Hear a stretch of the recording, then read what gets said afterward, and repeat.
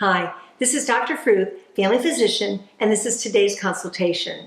Today I'd like to talk about shingles. Shingles is one condition I can sum up as not fun. If you've ever had shingles, you wonder, why does it hurt so much? Well, the answer goes back to childhood when you had the infection called chickenpox. Chickenpox is a common virus of childhood, which is associated with fever, runny nose, a cough, and then a rash that occurs all over the body and looks like a dewdrop on a rose petal. Those dewdrops eventually scab up and may leave a light scar. Well, the thing about the herpes virus is that once you get it, it never goes away. It lives in the ganglia near your spinal cord, and they're minding its own business until it has an opportunity to come out and play, all the while your magnificent cell-mediated immune system keeps it there until something happens. Something like a cold or a major operation or a period of significant emotional stress. And if anyone needed evidence to know that the mind interacts with the immune system, you have it with shingles, because 2 or 3 days after that major psychological stress is when shingles appears. It starts out with some nonspecific symptoms like aching, fever, headache, and maybe an odd tingling or numbness in a certain area of your body.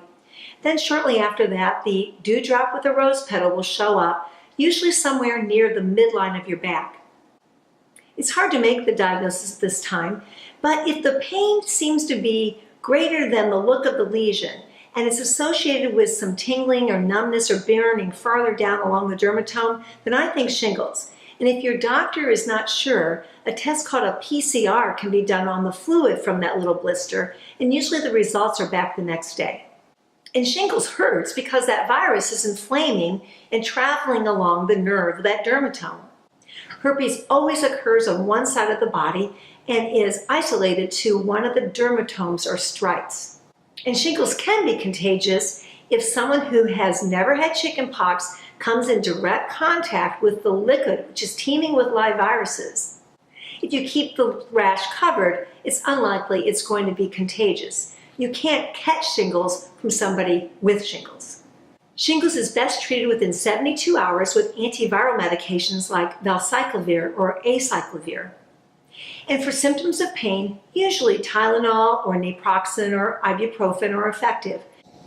And if treatment beyond those medications are needed, anti-seizure medication like gabapentin can be used, and then also cautious use of steroids or opioids. There are some topical treatments that can help with pain, like pain patches, but the evidence isn't clear how effective they can be. One of the complications of zoster is post-herpetic neuralgia, or after herpes nerve pain. This is an annoying condition that can be treated with anti-seizure medication like gabapentin or tricyclic antidepressants, or in some cases even narcotics. Well, shingles can occur in anyone who's ever had chickenpox or even the varicella vaccination. 1 in 3 people will get shingles at some time in their life. I've seen it as young as 5 years old, but it's more common in people over 50.